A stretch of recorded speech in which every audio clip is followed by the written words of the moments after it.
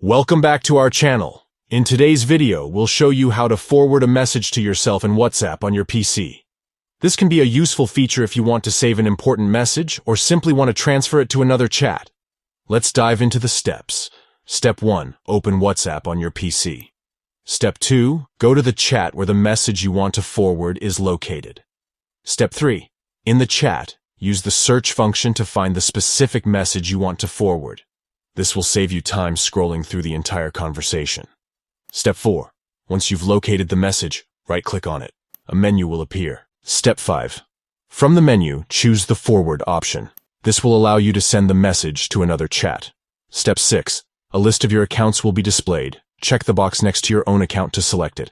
Step 7. Finally, press the forward button to send the message to yourself. That's it.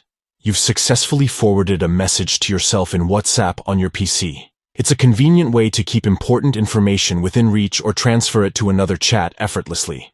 We hope you found this tutorial helpful. If you did, please give this video a thumbs up and don't forget to subscribe to our channel for more informative tutorials like this one.